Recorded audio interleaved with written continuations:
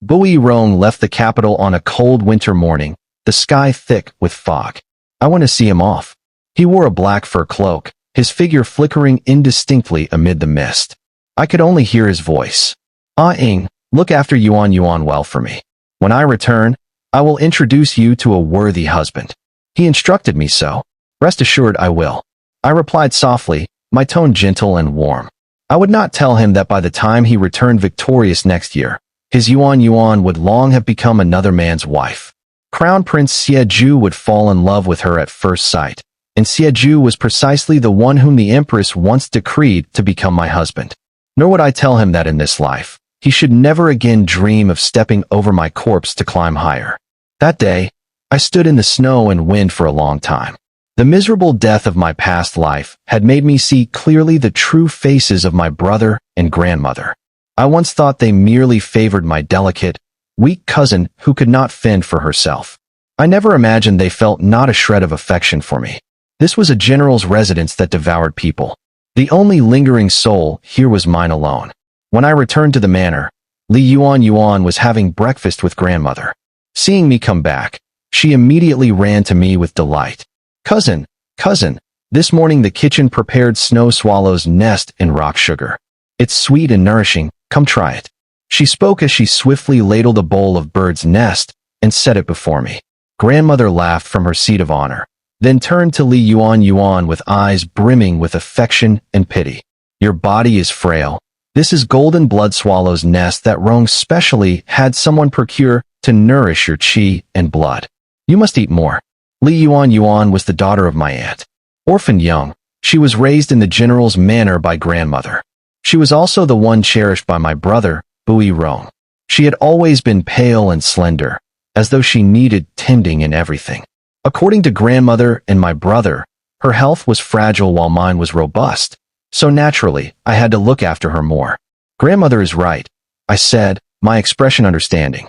But too much tonic is harmful, too. Besides, though I've seen many good things serving Her Majesty, this is my cousin's kindness, I mustn't slight her. I accepted the bowl and calmly took a bite, feeling perfectly at ease. The smile on grandmother's face stiffened, though she could not show her displeasure openly. Seeing she could not have the bird's nest herself, Li Yuan Yuan's lips quickly began to mock me with feigned sweetness. It's a pity my health is weak, and I can't go out to bring honor to the general's household like cousin. Since childhood, I had been composed. But ever since becoming a court lady to the Empress at 13, I grew even more solemn, reserved, and sparing with words. My brother Bui Rong used to mock that every word and gesture of mine seemed molded from a template, proper to the point of rigidity, sometimes so proper it bored people. Grandmother and my brother especially adored Yuan Yuan's lively, endearing ways, saying she was full of vitality. Vitality, or the stale scent of old tea. Those with wisdom see with wisdom. Those with kindness see with kindness. This morning I wanted to go with you to see Brother Rong off, Yuan Yuan said in a plaintive tone laced with coquettishness, but grandmother forbade the maids to wake me, afraid I'd catch cold. Grandmother is so cautious, as if I were a paper lantern beauty. Grandmother only laughed indulgently. You little imp, I care for you so much, and still you complain about me. The parlor filled with the scene of doting elders and filial juniors. I sat calmly in my seat, unperturbed. At the end of my last life, whatever lingering yearning for family affection had completely vanished. Cousin, the sachet I embroidered for Brother Rong, did you give it to him? Yuan Yuan tugged at my sleeve when I remained silent. I did. He liked it very much, I replied evenly. Yuan Yuan even remembered to get a talisman for peace. And you, what did you prepare for Rong? Grandmother spoke as she sipped her tea, turning to look at me slowly.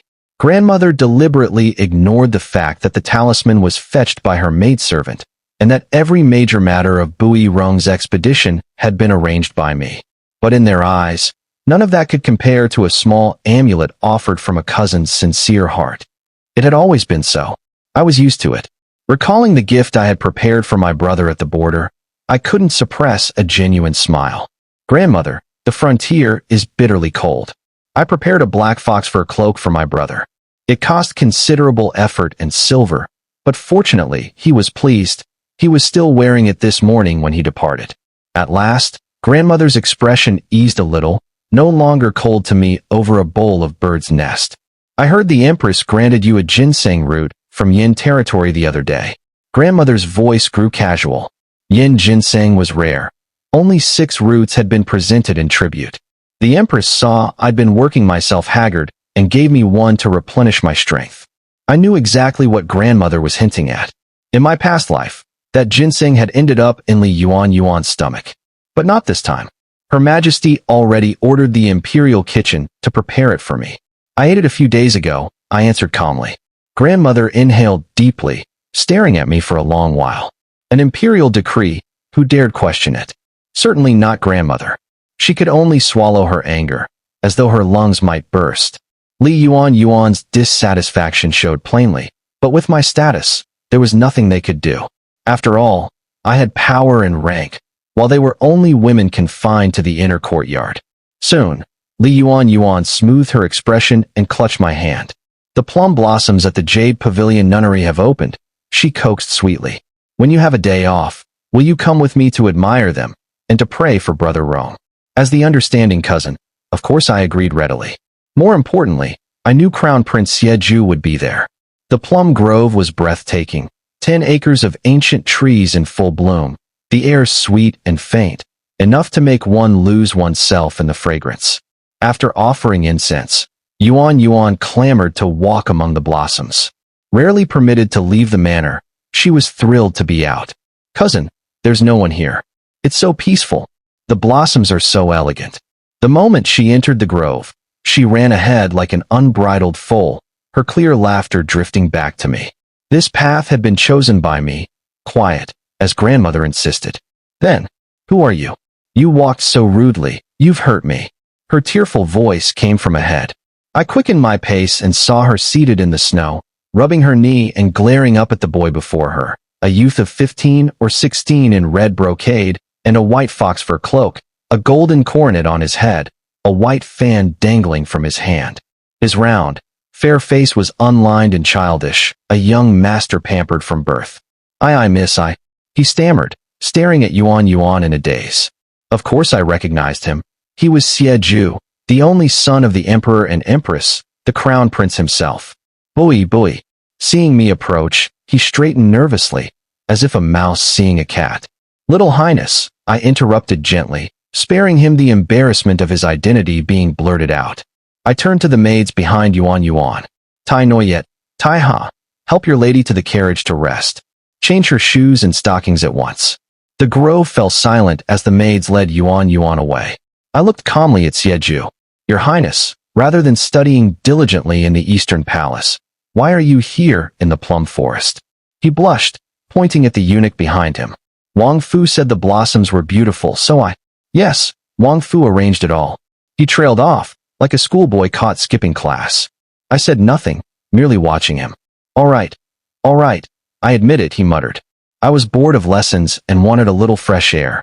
He shifted closer, trying to please me. Lady Bui Jishao, Bui elder sister, this really is the first time, I swear. Could you pretend you didn't see? Please, just this once, don't tell my mother, all right. I sighed softly. Very well, Your Highness, just this once. Her Majesty has high hopes for you. You should apply yourself more diligently. Of course, thank you, Bui elder sister. He nodded fervently, bowing over and over. Finally, he gave me a bright, ingratiating smile. Bui elder sister, you look much better than before. The yin ginseng truly worked, didn't it? I still have 2 roots. I'll have someone send them to you later. This was Crown Prince Xieju, playful, simple-hearted. As the Empress once sighed, apart from his aversion to study and court affairs, there was nothing wrong with him. At 13, I entered the Empress's service and slowly rose to become her confidant. Over 6 years, everyone said I'd become more and more like Her Majesty, in manner, in speech, in spirit. Even the princes and princesses treated me with the same awe and respect they showed the Empress herself. Bui Jishao, who was that young lady just now? How old is she this year? Has she married yet? Xieju asked again. She is my cousin. She turned 16 last August. She is not yet married, I replied. Haha, how fitting, how fitting. Xieju rubbed his hands excitedly. What young man wouldn't be fond of a pretty, lively girl like Li Yuan? I knew he had fallen for her at first sight. My cousin is still waiting. I must take my leave now. The snow makes the road slippery. Wang Fu, see to His Highness properly. I spoke, performed a formal salute, and turned to leave. I hadn't gone far when their hushed conversation floated behind me. Heavens, she nearly scared me to death, felt exactly like Mother Empress standing there. Tell me, how can a young woman like Lady Bui give off such oppressive presence? That was Xie Zhu's voice. Bui Zhishao was personally taught by Her Majesty the Empress. Of course she resembles her. Wasn't it said the Empress once intended for Your Highness to marry Lady Bui, to keep Your Highness in check? That was Wang Fu's voice. Don't bring that up again. Do you want me to have nightmares? Thank goodness Bui Zhishao didn't care for me and declined Mother Empress. Otherwise, I'd be truly miserable. Xie Zhu's tone brimmed with the relief of having narrowly escaped disaster. When I returned from the palace, I immediately sensed the heavy, stifling atmosphere in the residence, so different from usual. Grandmother's attendant told me that in the afternoon, an imperial edict had arrived from the palace. My cousin Li Yuan was granted the title of Lian Yuan, a fifth-rank consort to the crown prince. After the eunuch delivering the decree departed, the entire household had fallen into chaos. Entering the main hall, as expected, Grandmother and Li Yuan were clutching each other and sobbing. Ah Ing, wasn't it you whom the Empress favored most? Go plead with her. Your cousin is the legitimate daughter of a respectable official's house. How can she be made a mere concubine? Grandmother's voice was tinged with command. Grandmother, I don't want to marry into the Eastern Palace. I don't want to be that discarded Lian Yuan. Li Yuan huddled against Grandmother's shoulder, crying like pear blossoms weeping in the rain, pitiful beyond measure. Did Grandmother know this fifth-rank Lian Yuan title was something I had pleaded earnestly for in front of the Empress? Without my intervention, given her status as the daughter of a disgraced official, the Empress had originally intended to make her only a ninth-rank serving attendant. Surely Grandmother knew how resolute and domineering Her Majesty could be. I laughed coldly and calmly sipped my tea.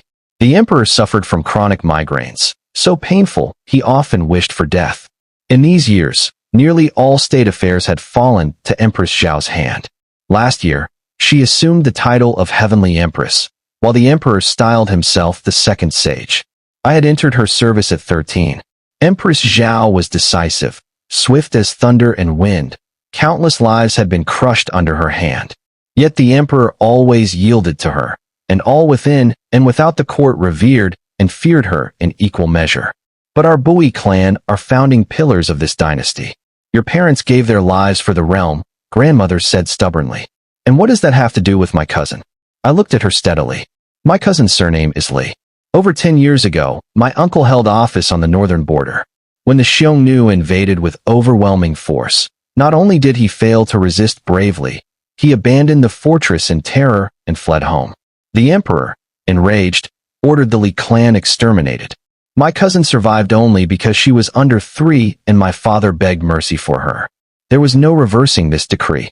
In the end, she still could not avoid being sent to the Eastern Palace. Grandmother, fearing she would suffer humiliation, packed 36 chests of dowry for her. Once her marriage was settled, talk of matching me with Crown Prince Xie Zhu surfaced again. That day, I was helping Empress Zhao arrange her hair ornaments. She asked me to pick one, and I chose a pink dahlia.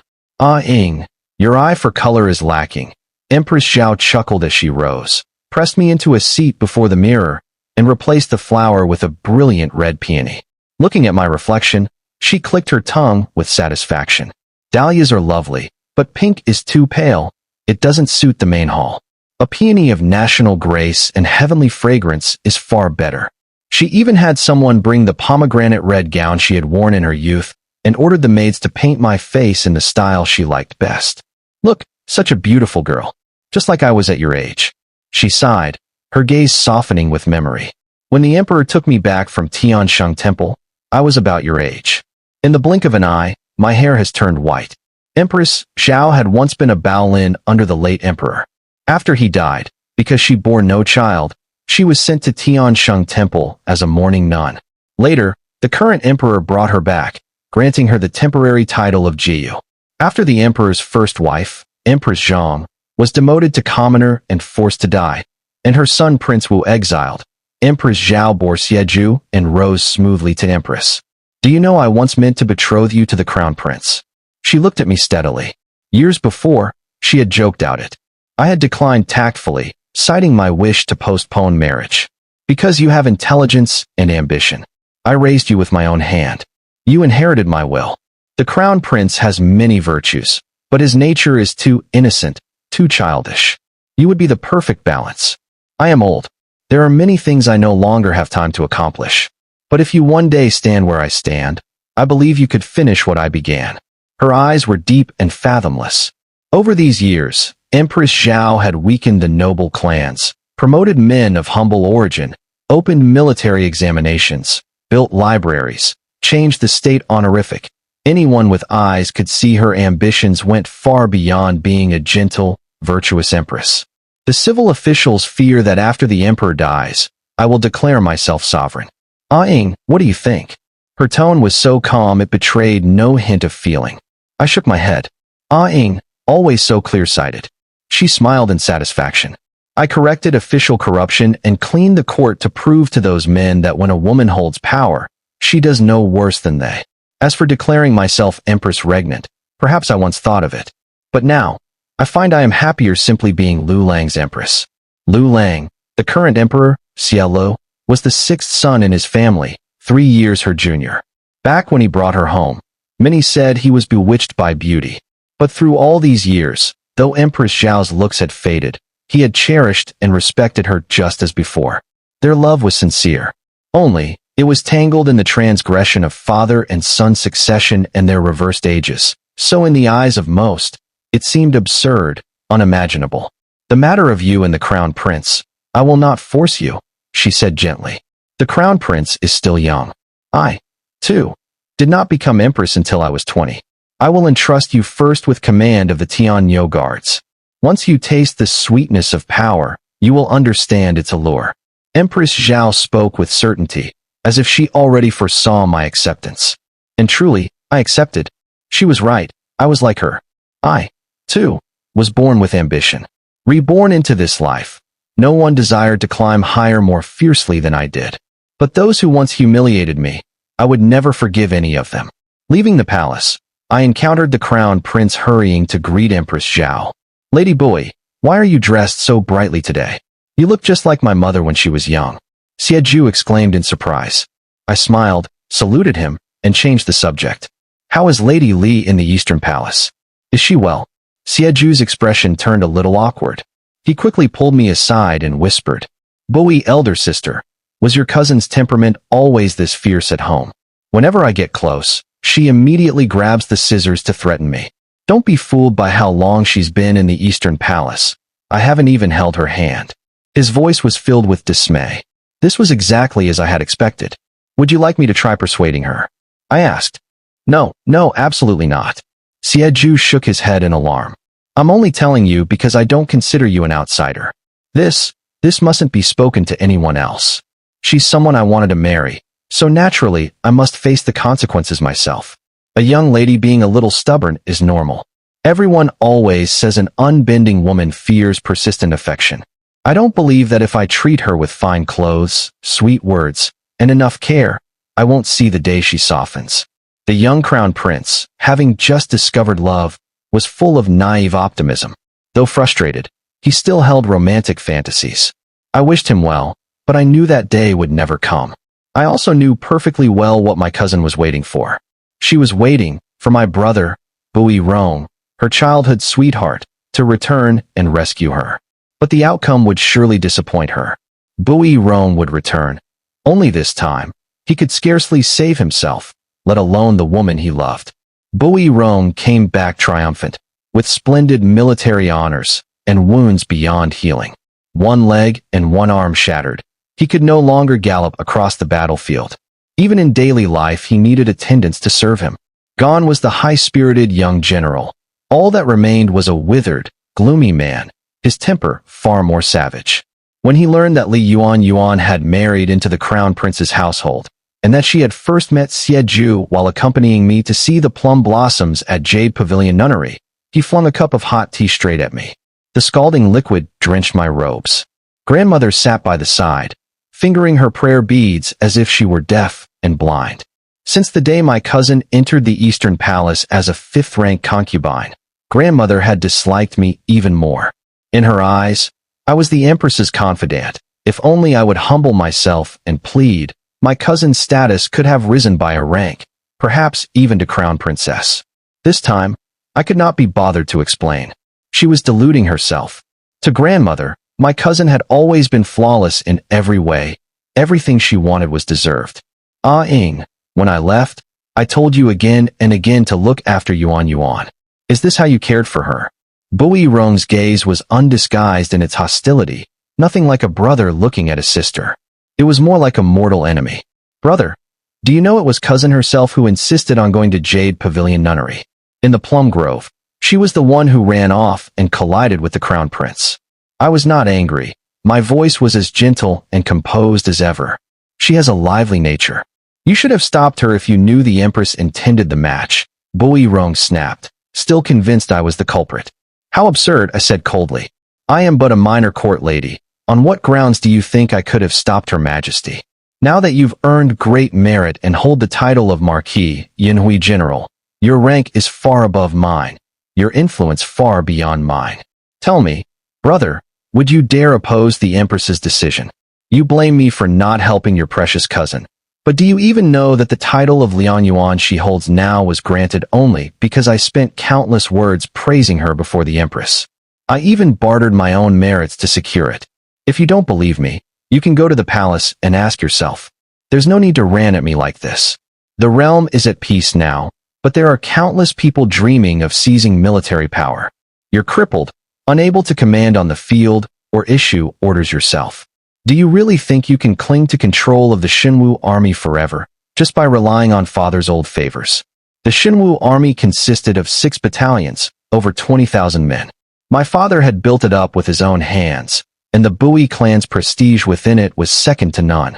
Most of the commanders had been father's protégés, proud and unruly. After father died in battle, the generals quarreled bitterly. In the end, to win their allegiance and stabilize morale, the court allowed Bui Rong, only 15 at the time, to inherit command. Bui Rong would never relinquish his hold over the army. So now, he shouted and cursed at me, but still had to rely on me to assist him, to draft his letters, to issue orders in his stead. After all, I was Bui family, I was his sister, and a woman, convenient to use, easy to control. In the days that followed, I returned daily from the palace to help him manage army affairs, reading the dispatches sent to him, drafting his orders. Bui Rong still glared and snarled at me, and he resented Crown Prince Xie deeply, often speaking of his lifelong hatred for the man who had stolen his wife. I never argued. I kept playing the obedient helper. As I busied myself, I grew steadily more familiar with the Xinwu army's workings. Sometimes, I even offered advice more astute than Bui Rong's own. The veteran commanders, father's old students, praised me.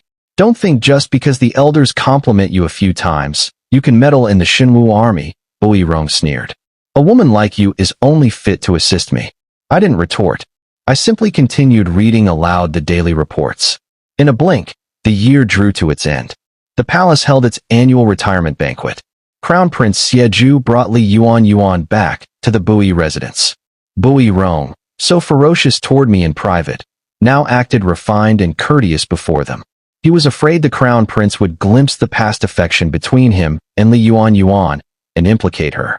I heard your highness is fond of horses, Bui Rong remarked as soon as we sat down together.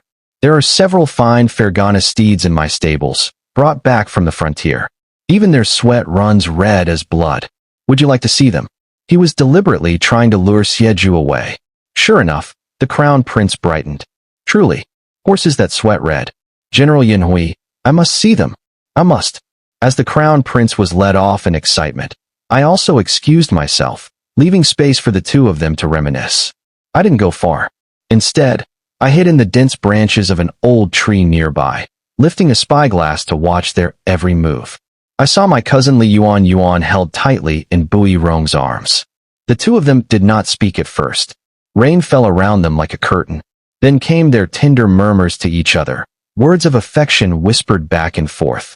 After that, Bui Rong began cursing Xie for seizing his beloved by force, while Li Yuan wiped away tears and accused me of turning a blind eye that day, of helping evil do evil. Yuan, just wait a little longer. At most 2 or 3 months, I swear I will come for you. I will marry you with all proper ceremony.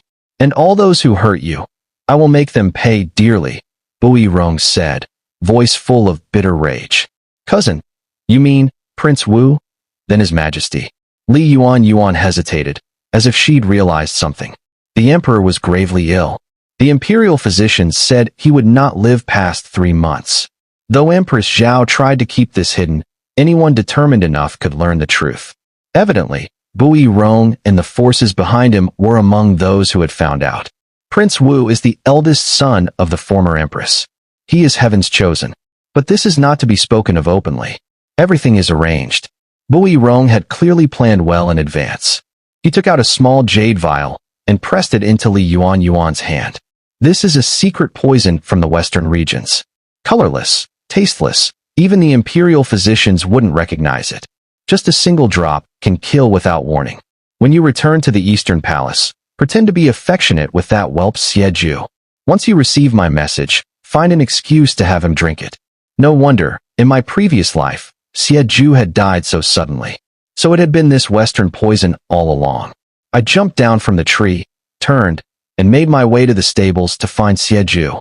He was feeding the horses, completely absorbed, never suspecting that the girl he adored was at that very moment locked in another man's embrace. You all leave us. I ordered the attendants Bui Rong had sent to follow Xie. The lead servant hesitated. What?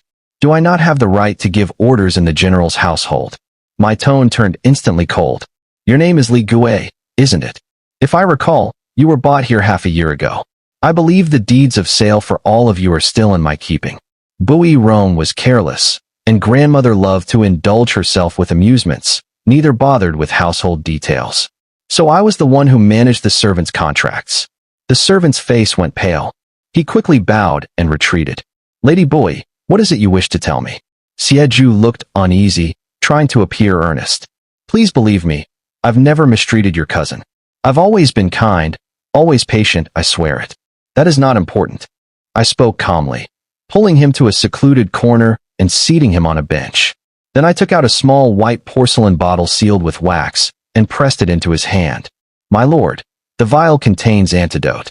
It will neutralize any poison. If you ever feel something is wrong, you must drink it. Remember, do not tell anyone about this. Not even my cousin. Understand? Why yes. Though he clearly didn't grasp it all, he nodded obediently. When the morning bell tolled over the imperial city, it was in the dead of night. 9 solemn chimes, signifying the sovereign had passed. Quick, come help me up. Bring my armor and cloak. Inside the room, Bui Rong shouted in feverish excitement, voice trembling. But no one answered. I walked in quietly. Bui Rong was struggling to sit up. What are you doing here? His face darkened the instant he saw me. I dismissed the servants. I heard you calling out, I said evenly. Let me guess, dressing in armor at this hour, you must be planning to greet someone. To welcome Prince Wu, yes. His eyes narrowed. But I'm afraid the outcome will disappoint you. What are you talking about? Some time ago, Her Majesty gave me a command token, allowing me to deploy 3,000 Imperial Guards in an emergency.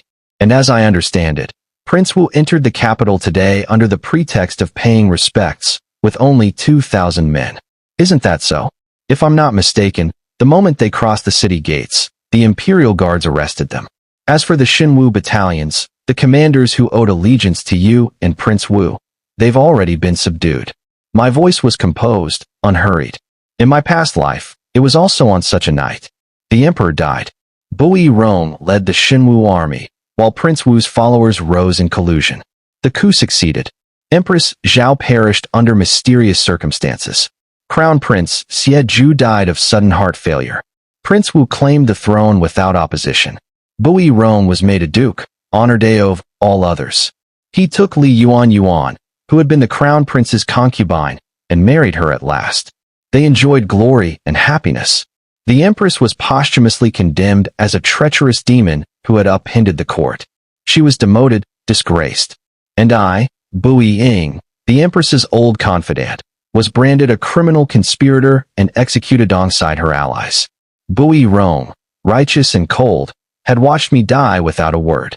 I still remembered the final thing he said to me. "You should be grateful you were born a woman. That's the only reason I let you live this long. But you, of all things, you shouldn't have tried to play the Empress's games of power. What were you? Nothing, utterly deluded." I never imagined that when I opened my eyes again, I would return to the time before Bui Rong's campaign. So in this life, I deliberately arranged for Bui Rong to be crippled on the battlefield. I used that chance, helping him manage the army, to insert myself into the Shenwu command. I intended to seize the moment to rewrite my fate. I would shatter Bui Rong's bright dream, make him taste what it was to sink into the mire. I recounted every step of my planning, every careful arrangement. Bui Rong's face grew darker with each word. His gaze turned murderous. "So it was you," he glared, voice hoarse with fury. "I am the eldest son of the Bui clan, the rightful commander of the Shenwu army. And you, a worthless orphan girl, how dare you interfere in military authority? How dare you defy me?" I laughed coldly and struck him hard across the face.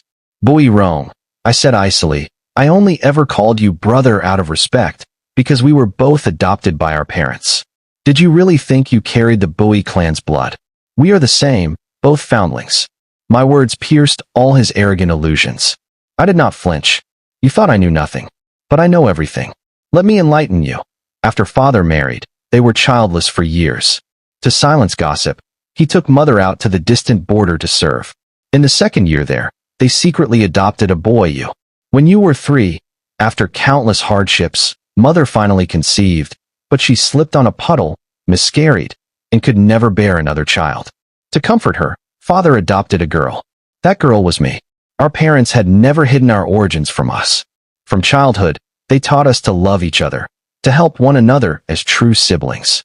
Bui Rong always acted the part of a dutiful elder brother. But I knew it was all an act. The puddle that made mother slip and miscarry, he had put it there himself. He was afraid that if mother gave birth to a true son, they would no longer care for him. When I was 7, mother took us to pay respects at the grave of the older brother who had died young. On the way home, I saw Bui Rong crouched by the artificial hill in the garden, burning paper offerings, mumbling to himself. "Blame your own unlucky fate. Father and mother can only have one son, and it's me." When I was 10, enemy armies pressed hard upon the border. The situation grew perilous. Our parents sent us back to the capital. Not long after, Bui Rong went to grandmother and tattled that I was adopted, so she wouldn't grow too fond of me. He was petty to the extreme, selfish to the extreme. Truly a perfect match for Li Yuan, who looked so bright and innocent, but whose heart was cunning and false. "Bui Rong, you always say I am just a woman, someone to be scorned. Yet you are always on guard against me. Is it because, deep down, you know you are not half as capable as you pretend? Everything you have now, you only have because of father. You are anxious, afraid, terrified that one day, someone will say you are worth less than a woman. That is why you are so uneasy, so desperate." I knew Bui Rong's weakness. The more I spoke, the more ruthless my words became. Each sentence stabbed straight into his heart. "No, shut up, shut your mouth." Bui Rong's face flushed red. He roared and tried to lunge at me, but he stumbled and crashed to the ground. No matter how he struggled, he couldn't rise. He looked pitiful, like a helpless worm. Was it really like Empress Xiao said, that women were always less than men? No, it was not so. Back on the frontier, where people were more open-minded, Bui Rong and I had studied and trained together. Though he was older, I outperformed him in everything: scholarship, martial skill. Even father had often sighed with regret. If only you were a boy. Perhaps it was from that moment that Bui Rong began to fear me and to envy me. I called for the guards. "Watch him closely," I ordered. "Whatever he shouts or curses, ignore it. It's the same for grandmother.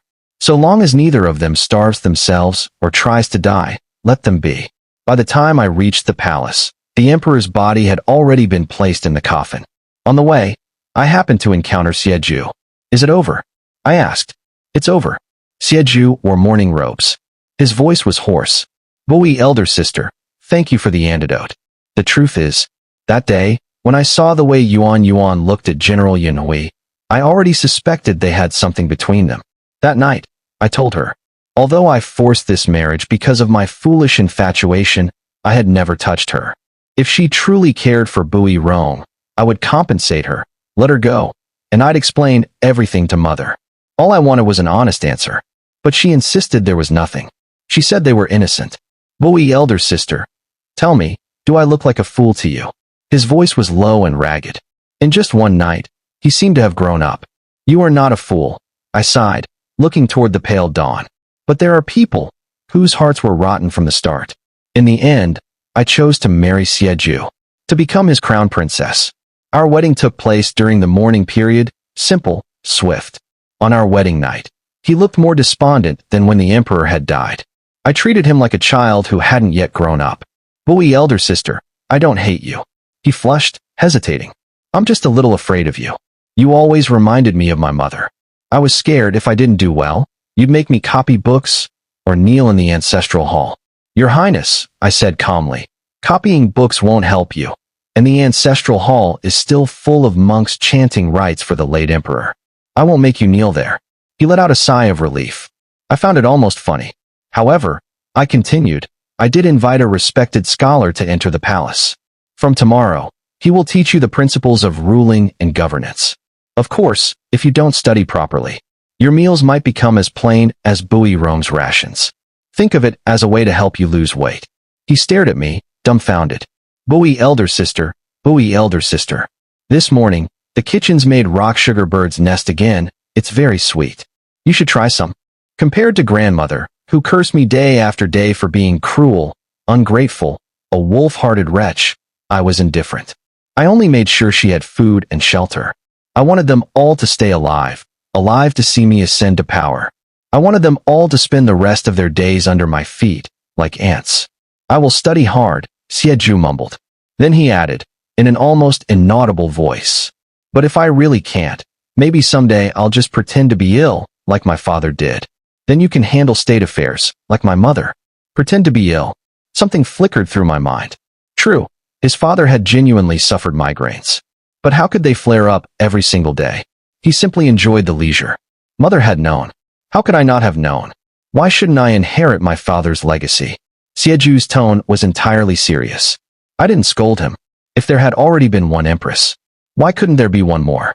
In the end, just as Empress Zhao had predicted, I fully tasted the sweetness of power. That night, when I deployed the Imperial Guards, when I seized the Shenwu army, when I crushed Bui Rong under my heel. In that moment, all the stale notions of men above women shattered. For the first time, I felt the thrill of owning my destiny.